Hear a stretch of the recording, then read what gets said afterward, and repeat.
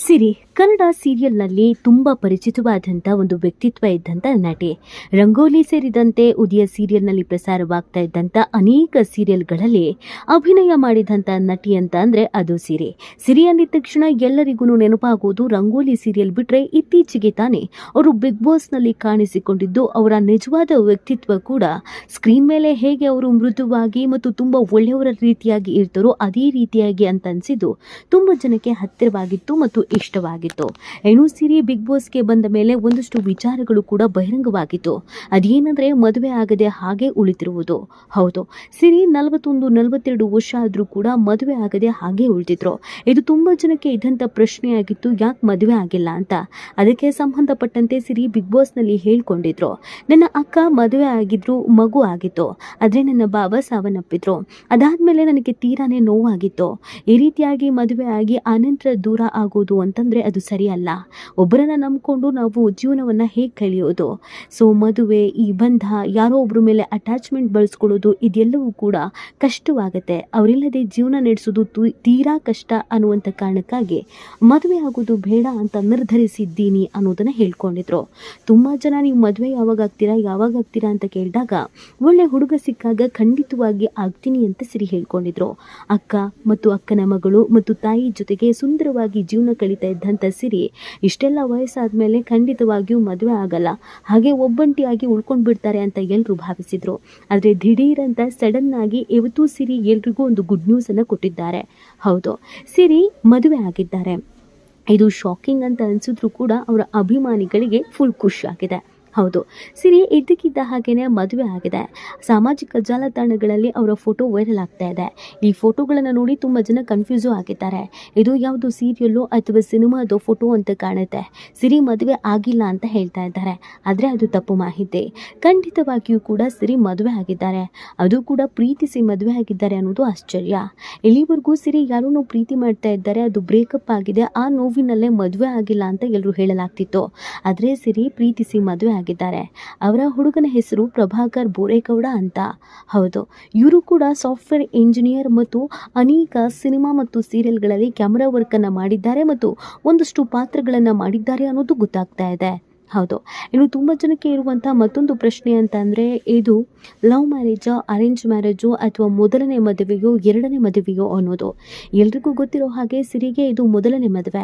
ಆದರೆ ಸಿರಿ ಪ್ರೀತಿಸಿ ಮದುವೆ ಆಗ್ತಿರುವಂಥ ವ್ಯಕ್ತಿಯದ್ದು ಇದು ಎರಡನೇ ಮದುವೆಯೋ ಅಥವಾ ಮೊದಲನೆಯ ಮದುವೆಯೋ ಅನ್ನೋದು ತುಂಬ ಜನರಿಗೆ ಇನ್ನಿಲ್ಲದಂತೆ ಕಾಡ್ತಾ ಇರುವ ಅತಿ ದೊಡ್ಡ ಪ್ರಶ್ನೆ ಆಗಿದೆ. ಇನ್ನು ಪ್ರಭಾಕರ್ ಬೋರೇಗೌಡ ಈಗಾಗಲೇ ಇಂಡಸ್ಟ್ರಿಯಲ್ಲೇ ಹೆಸರು ಮಾಡಿದ್ದಾರೆ. ಮೂಲತಃ ಬೆಂಗಳೂರಿನವರೇ ಅನ್ನೋದು ಕೂಡ ಗೊತ್ತಾಗಿದೆ. ಮನೆ ಕಡೆ ವೆಲ್ ಸೆಟಲ್ಡ್ ಆಗಿದ್ದಾರೆ ಬೋರೇಗೌಡ. ಇನ್ನು ಹೇಳಬೇಕು ಅಂತಂದ್ರೆ, ಸಿರಿ ಬಿಗ್ ಬಾಸ್ ಮನೆಗೆ ಹೋಗೋದಕ್ಕಿಂತ ಮುಂಚಿತವಾಗಿಯೇ ಪ್ರಭಾಕರ್ ಬೋರೇಗೌಡ ಮತ್ತು ಸಿರಿ ಇಬ್ರು ರಿಲೇಶನ್ಶಿಪ್ ನಲ್ಲಿ ಇದ್ರು ಅನ್ನೋದು ಗೊತ್ತಾಗ್ತಾ ಇದೆ.